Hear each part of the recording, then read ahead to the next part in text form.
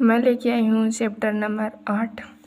मैंने 7 चैप्टर डाल दिए हैं जो पीछे जाके आप देख सकते हैं।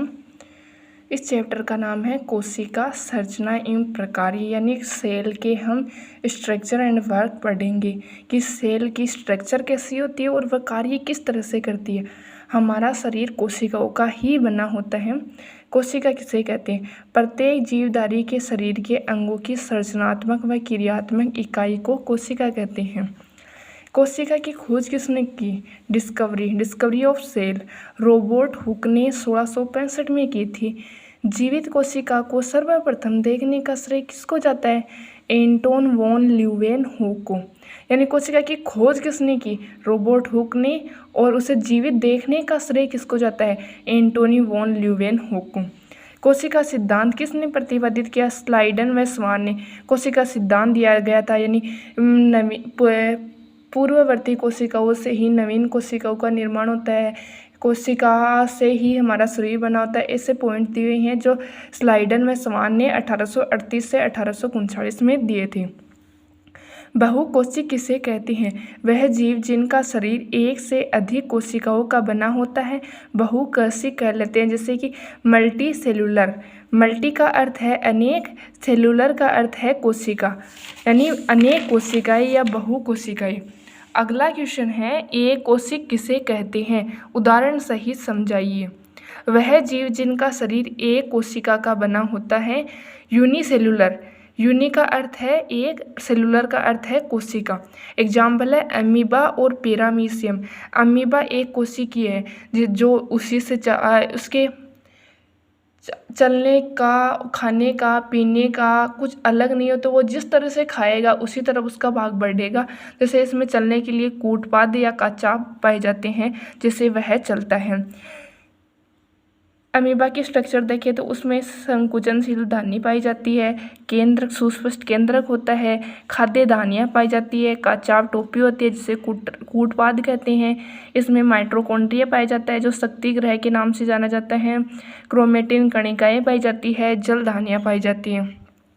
यह अमीबा की सूक्ष्मदर्शीय संरचना हो गई। अगला क्वेश्चन है पादाप किसे कहते हैं? कोशिका के मुख्य शरीर से बाहर की ओर परिवर्ती लंबाई के प्रवर्ध उभरते हुए दिखाई देते हैं जिसे पादाप कहते हैं। जिस तरह से अमीबा में कूटपाद दिखाई देते हैं उसी तरह से पादाप होते हैं। सबसे छोटी कोशिका कौन सी है और साइज क्या है? सबसे छोटी कोशिका है जीवाणु कोशिका जिसके साइज 0.1 से 0.5 माइक्रोमीटर। मापने की इकाई क्या है? सबसे छोटी इकाई को माइक्रोमीटर। और सबसे बड़ी कोशिका कौन सी है? शुतुरमुर्ग का अंडा जिसकी साइज है 170 माइक्रोमीटर से 130 माइक्रोमीटर। उत्तक किसे कहते हैं? टिश्यू। प्रत्येक अंग पुनः छोटे भागों से बना होता है जिसे उत्तक कहते हैं। उत्तक एकमात्र कोशिकाओं का वह समूह है जो एक विशिष्ट प्रकार करता है। कोशिका, कोशिका से क्या बनते हैं? उत्तक, उत्तक से क्या बनते हैं? अंग, अंग से क्या बनता है? तंत्र, तंत्र से क्या बनता है? शरीर, हमारा मानव शरीर बन जाता है। सेल, टिश्यू, ऑर्गन, ऑर्गन से सिस्टम, सिस्टम से बॉडी बन जाती है। जी इसी तरह से हम परमाणु से देखें। परमाणु सबसे छोटी इकाई क्या है? परमाणु। परमाणु से क्या बनते हैं? अणु, अणु से यौगिक, यौगिक से पदार्थ, पदार्थ से मिश्रण बनता है। अगला क्वेश्चन है कोशिका के मूल घटक बताइए। कोशिका के मूल घटक है कोशिका झिल्ली, कोशिका भित्ति, कोशिका द्रव्य और केंद्रक। यानी कोशिका की अगर संरचना बनाए तो उसमें किसे बनता है? कोशिका भित्ति किसे कहते हैं? पादप कोशिकाओं का सुनिश्चित आकार दृढ़ बाह्य आवरण के कारण होता है। इस आवरण को कोशिका भित्ति या सेल वॉल कहा जाता है। कोशिका झिल्ली किसे कहते हैं? इसे प्लाज्मा झिल्ली भी कहा जाता है। कोशिका झिल्ली फास्फोलिपिड्स व प्रोटीन से बनी मोटी चयनात्मक झिल्ली होती है। कोशिका झिल्ली को चयनात्मक झिल्ली क्यों कहा जाता है? क्योंकि यह किसी भी पदार्थ को कोशिका के अंदर जाने से पहले उसे चयन करती है कि यह कोशिका के अंदर जाने योग्य है या नहीं। इसीलिए इसे कोशिका झिल्ली या कोशिका झिल्ली को चयनात्मक झिल्ली कहा जाता है। कोशिका द्रव्य किसे कहते हैं? यह एक जेली जैसा पदार्थ है जो कोशिका झिल्ली एवं केंद्र के बीच पाया जाता है। कोशिका के अन्य संघटक अथवा कोशिकांग कोशिका द्रव्य में ही पाए जाते हैं। यह है माइटोकॉन्ड्रिया, गोल्जिका, राइबोसोम, ये भी कोशिका में पाए जाते हैं। केंद्रक क्या है? सजीव कोशिका का यह महत्वपूर्ण संघटक है। सामान्यतः यह गोलाकार होता है तथा कोशिका के मध्य भाग में होता है। इसे सरलतापूर्वक अभिरंजित करके सूक्ष्मदर्शी के नीचे आसानी से देखा जा सकता है।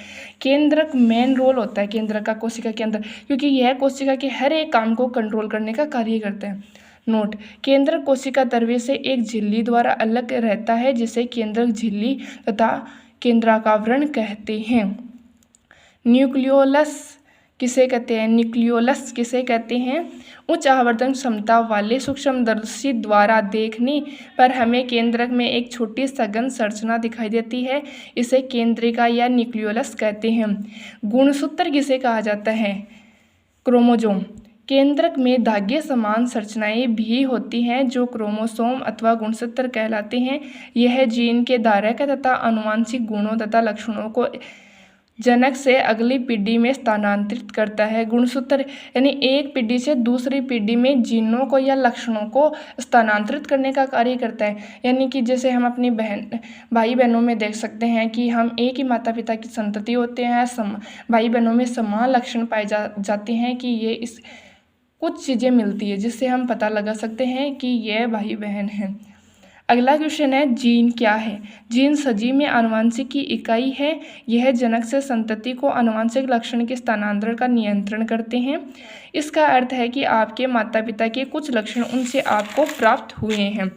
जीव द्रव्य किसे कहते हैं? सजीव कोशिका के समग्र संगठक को जीव द्रव्य के नाम से जाना जाता है। इसमें कोशिका द्रव्य और केंद्रक द्रव्य दोनों शामिल होते हैं। जीव द्रव्य प्रोटोप्लाज्म कोशिका का जीवित पदार्थ कहलाता है। जीव द्रव्य का भी मेन रोल होता है कोशिका में। अगला क्वेश्चन है, यूकेरियोट्स और प्रोकैरियोट्स में क्या अंतर है? ये इंपॉर्टेंट क्वेश्चन है। यूकेरियोट्स जीवाणु कोशिका का केंद्रक बहुकोशिक जीवों के केंद्रक के समान सुसंगठित होता है। केंद्रक सुसंगठित नहीं होता है। यूकेरियोट्स में केंद्रक झिल्ली उपस्थित होती है। प्रोकैरियोट्स में केंद्रक झिल्ली अनुपस्थित होती है। यूकेरियोट्स में लैंगिक जनन होता है, इसमें लैंगिक जनन नहीं होता है। यूकेरियोट्स में जीवद्रव्य कला मोटी होती है, प्रोकैरियोट्स में पतली होती है। यूकेरियोट्स में समसूत्री व अर्धसूत्री विभाजन होता है, लेकिन प्रोकैरियोट्स में असूत्री विभाजन होता है। यूकेरियोट्स में कोशिकांग उपस्थित होते हैं, प्रोकैरियोट्स में अनुपस्थित होते हैं। यूकेरियोट्स के एग्जाम्पल देखें तो जीवाणु, नीले हरे शैवाल, और प्रोकैरियोट्स के हैं प्याज की झिल्ली, गाल की कोशिका। अगला क्वेश्चन है, रिक्तिका किसे कहते हैं?